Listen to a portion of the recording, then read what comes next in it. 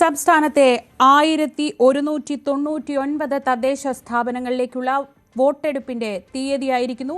2 ഘട്ടങ്ങളിലായിട്ടാണ് തദ്ദേശ തെരഞ്ഞെടുപ്പ് നടക്കുക. ആദ്യഘട്ടം ഡിസംബർ 9-നും രണ്ടാം ഘട്ടം ഡിസംബർ 11-നും. ആദ്യഘട്ടത്തിൽ എറണാകുളം വരെ, തിരുവനന്തപുരം തൊട്ട് എറണാകുളം വരെയുള്ള തെക്കൻ ജില്ലകളും, രണ്ടാം ഘട്ടത്തിൽ എറണാകുളം തൊട്ട് വടക്കോട്ടുള്ള 7 ജില്ലകളിലും തെരഞ്ഞെടുപ്പ് നടക്കും. കിരൺ ബാബു വിവരങ്ങളുമായി. കിരൺ, ഇനി 29 ദിവസം മാത്രമാണ് രാഷ്ട്രീയ പാർട്ടികൾക്ക്, കേരളത്തിലെ ഏറ്റവും വലിയ രാഷ്ട്രീയ ഉത്സവം എന്ന് തന്നെ പറയാം. തദ്ദേശ തെരഞ്ഞെടുപ്പാണ്, നമ്മുടെ മുറ്റത്ത് നടക്കുന്ന തെരഞ്ഞെടുപ്പാണ്, ഏറ്റവും ആവേശമുണ്ടാവുന്ന തെരഞ്ഞെടുപ്പാണ്. അതിന് 1 മാസം തികച്ചില്ല, 29 ദിവസമേ ഉള്ളൂ. എന്തൊക്കെയാണ് വിശദാംശങ്ങൾ? ശ്രീജ പറഞ്ഞ പോലെ തന്നെ ഇനി കൃത്യം 1 മാസം മാത്രമാണ് മുന്നിലുള്ളത്. ഈ 1 മാസത്തിനുള്ളിലാണ് എല്ലാം കേരളത്തിലെ ഏറ്റവും വലിയ തെരഞ്ഞെടുപ്പ് ഉത്സവം നടക്കുന്നത്. കാരണം ഏറ്റവും കൂടുതൽ വോട്ട് ചെയ്യാൻ കഴിയുന്ന അവസരമുള്ളത് ഈ തദ്ദേശ തെരഞ്ഞെടുപ്പിലാണ്. സാധാരണ ഗ്രാമപഞ്ചായത്തുകളിലൊക്കെ ഉൾപ്പെടുന്നവർക്ക് 3 വോട്ടാണ് ചെയ്യാൻ കഴിയുന്നത്. ഗ്രാമപഞ്ചായത്തിലേക്കും ബ്ലോക്ക് പഞ്ചായത്തിലേക്കും ജില്ലാ പഞ്ചായത്തിലേക്കും. കോർപ്പറേഷനുകളിൽ മാത്രമാണ് അവർക്ക് ഓരോ വോട്ടുള്ളത്. കേരളത്തിലെ ഏറ്റവും കൂടുതൽ ആളുകൾ ഏറ്റവും കൂടുതൽ വോട്ട് ചെയ്യുന്നതും ഈ തദ്ദേശ തെരഞ്ഞെടുപ്പിൽ തന്നെയാണ്. വിജ്ഞാപനം നവംബർ 14-ാം തീയതി വെള്ളിയാഴ്ചയാണ് തെരഞ്ഞെടുപ്പ് വിജ്ഞാപനം വരുന്നത്. നവംബർ 21-ാം തീയതി വെള്ളിയാഴ്ചയാണ് അവസാന ദിവസം, നോമിനേഷൻ കൊടുക്കാനുള്ള അവസാന ദിവസം. ഇന്ന് നവംബർ 10 ആയി കഴിഞ്ഞു. ഈ കേവലം 10 ദിവസങ്ങൾ മാത്രം, അടുത്ത 10 ദിവസത്തിനുള്ളിൽ കൊണ്ട് കേരളത്തിലെ എല്ലായിടത്തും സ്ഥാനാർത്ഥികളെ നിശ്ചയിച്ച് അന്തിമമായി സ്ഥാനാർത്ഥികളുടെ നോമിനേഷൻ കൊടുക്കേണ്ട അവസ്ഥ. തൊട്ടടുത്ത ദിവസം തന്നെ നവംബർ 22-നാണ് സൂക്ഷ്മ പരിശോധന. 24 വരെയാണ് പിൻവലിക്കാനുള്ള അവസാന തീയതി. പിൻവലിക്കാനുള്ള അവസാന തീയതി കഴിഞ്ഞാൽ ഡിസംബർ 9-ന് ആണ് ആദ്യഘട്ട തെരഞ്ഞെടുപ്പ് നടക്കുന്നത്.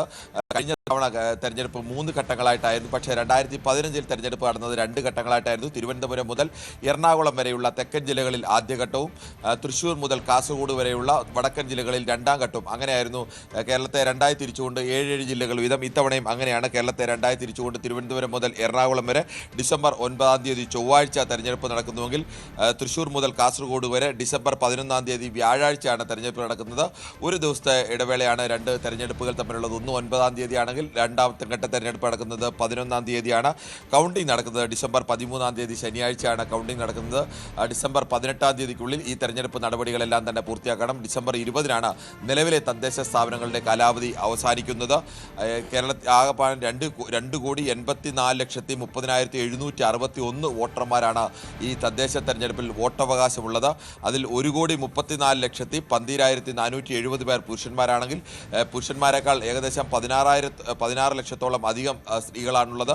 1,50,18,10 സ്ത്രീകളാണുള്ളത്. ട്രാൻസ്ജെൻഡേഴ്സ് വോട്ടർമാരുള്ളത് 281 പേരാണ്. ആകെ കേരളത്തിലെ 1200 തദ്ദേശ സ്ഥാപനങ്ങളിൽ മട്ടന്നൂരിൽ മാത്രമാണ് മുൻപ് തെരഞ്ഞെടുപ്പിൽ ചില വ്യത്യാസങ്ങൾ വന്നത്. അതുകൊണ്ട് മട്ടന്നൂരിൽ 2027 സെപ്റ്റംബർ 10 വരെയാണ് മട്ടന്നൂർ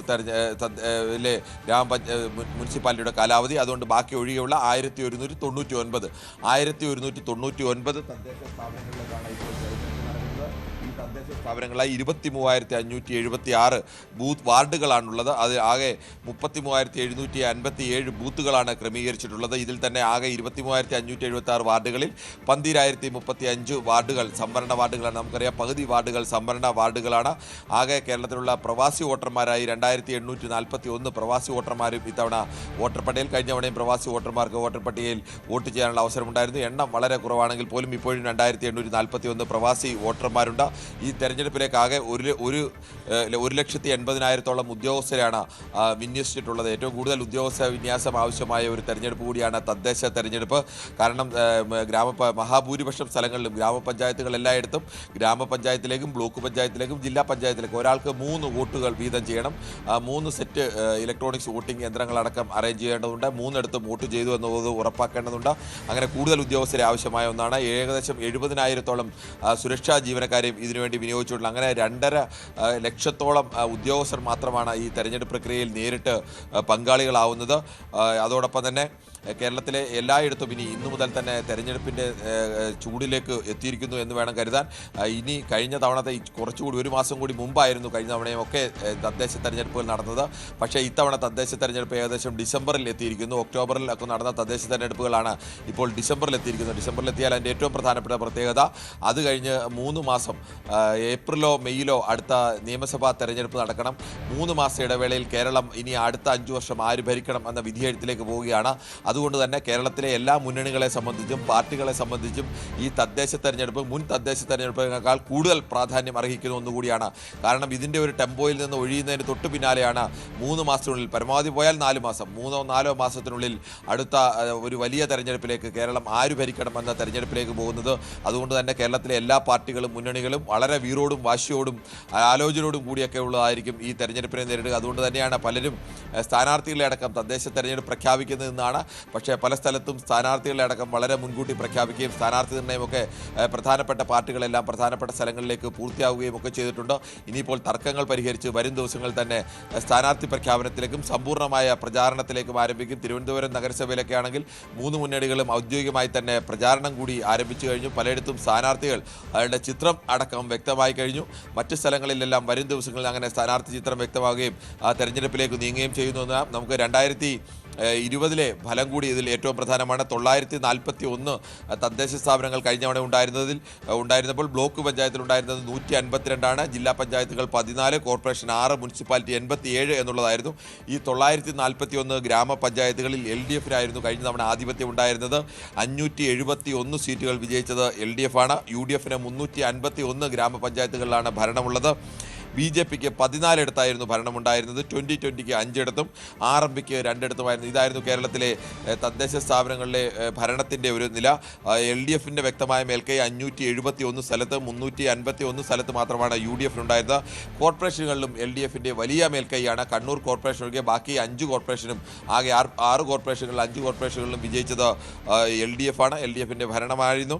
ജില്ലാ പഞ്ചായത്തുകളിൽ 11 LDF വിജയിച്ചപ്പോൾ 3 മാത്രമാണ് UDFിന് കഴിഞ്ഞ തവണ വിജയിക്കാനായത്. മുനിസിപ്പാലിറ്റികളിൽ മാത്രമാണ് UDFിന് പിടിച്ചു നിൽക്കാൻ കഴിഞ്ഞത്, അല്ലെങ്കിൽ LDFിനൊപ്പം പിടിച്ചു നിൽക്കാൻ കഴിഞ്ഞത്. അവിടെയും നേരിയ ആധിപത്യം LDFിന് തന്നെയാണ്. 44 LDF വിജയിച്ചപ്പോൾ 41 മുനിസിപ്പാലിറ്റികൾ ഭരിക്കുന്നത് UDF ആണ്. BJPക്ക് 2 ഇടത്തുമാണ് വിജയിക്കാൻ കഴിഞ്ഞത്.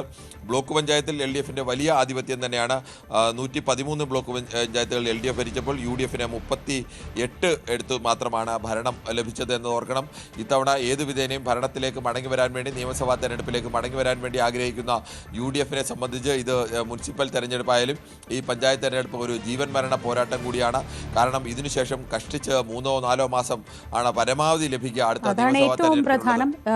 വളരെ വ്യത്യാസക്കുറവ്. ഡിസംബർ അവസാനം ഈ തെരഞ്ഞെടുപ്പ് നടപടികളൊക്കെ കഴിയുന്നു. പിന്നെയുള്ളത് ജനുവരി, ഫെബ്രുവരി, മാർച്ച്, ഏപ്രിൽ, അങ്ങനെ 4 മാസമാണ്. മെയ്യിൽ പുതിയ നിയമസഭ അധികാരത്തിലെത്തേണ്ടതുണ്ട്. അപ്പോൾ വളരെ കുറച്ച് സമയം മാത്രമേ അതിനിടയിലുള്ളൂ. അതുകൊണ്ട് തന്നെ ഈ തെരഞ്ഞെടുപ്പിന് പ്രാധാന്യം ഏറെയാണ്. VV അരുൺ തെരഞ്ഞെടുപ്പ് കമ്മീഷൻ ഓഫീസിൽ നിന്ന് വിവരങ്ങളുമായി. അരുൺ, അങ്ങനെ സംസ്ഥാനത്തെ തദ്ദേശ തെരഞ്ഞെടുപ്പിനുള്ള പ്രഖ്യാപനമായിരിക്കുന്നു. 2 ഘട്ടങ്ങളിൽ വോട്ടെടുപ്പ്. കഴിഞ്ഞ തവണ കോവിഡിന്റെ പശ്ചാത്തലത്തിൽ തെരഞ്ഞെടുപ്പ് നടത്തുന്നതിന് ഒരുപാട് പ്രതിബന്ധങ്ങൾ ഉണ്ടായിരുന്നു.